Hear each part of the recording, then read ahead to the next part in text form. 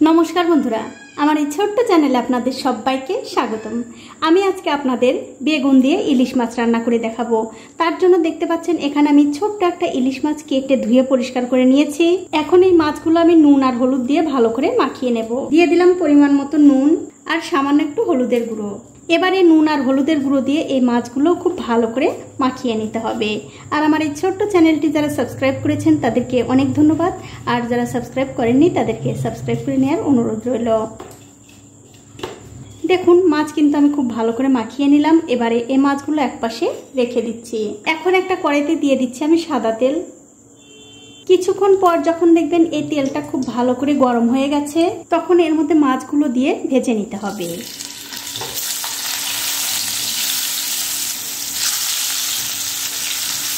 কিছুক্ষণ পর যখন দেখবেন মাছগুলোর এক দিকটা হয়ে গেছে, তখন অন্য দিকটা উল্টে দিতে হবে।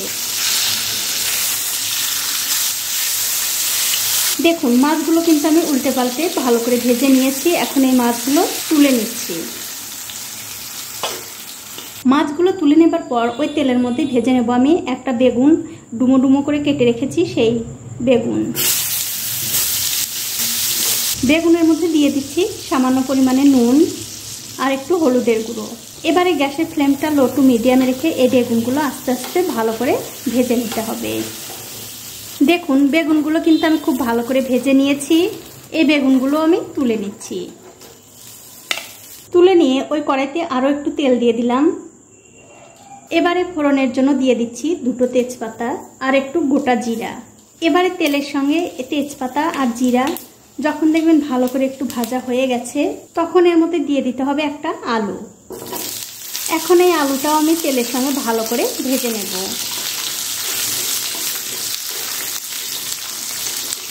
আর আলু যখন আপনারা ভাজবেন তখন অবশ্যই এর মধ্যে একটুখানি নুন আর সামান্য একটু হলুদের গুঁড়ো দিয়ে এই আলুগুলো ভেজে নেবেন।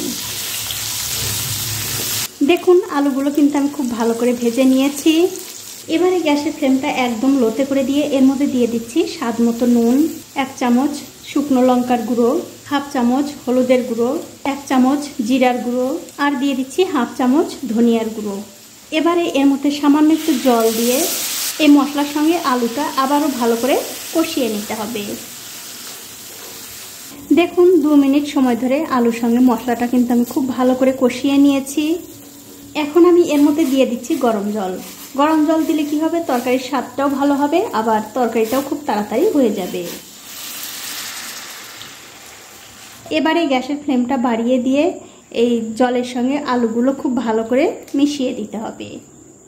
তারপর একটা ঢাকা দিয়ে এই তরকারিটা আগে আমি 5 মিনিট রান্না করে নেব। 5 মিনিট পর আমি উপর থেকে ঢাকাটা তুলে নিচ্ছি। তুলে নেবার পর এর মধ্যে দিয়ে দিচ্ছি আগে থেকে ভেজে রাখা সেই বেগুন আর সেই মাছ। এবারে মাছ আর বেগুনটা এই তরকারির সঙ্গে ভালো করে মিশিয়ে দিয়ে আমি আবারও ঢাকা দিয়ে 5 থেকে 7 মিনিট এই তরকারিটা রান্না করে নেব। 7 মিনিট পর উপর থেকে আমি ঢাকাটা আবারও তুলে নিচ্ছি। তুলে নিয়ে এই তরকারিটা আমি একটু হালকা হাতে নাড়াচাড়া করে দিচ্ছি। আর বন্ধুরা এখন কিন্তু আপনারা দেখে নিতে পারেন নুন আর ঝালটা ঠিক আছে কিনা। দেখুন তরকারিটা কিন্তু হয়ে গেছে। এখন আমি গ্যাসের ফ্লেমটা বন্ধ করে দিয়ে অন্য একটা থালাতে ঢেলেও আপনাদের দেখাচ্ছি কতটা সুন্দর হয়েছে দেখুন। তো বন্ধুরা আমার আজকের এই বেগুন ইলিশের রেসিপিটা আপনাদের কেমন লেগেছে?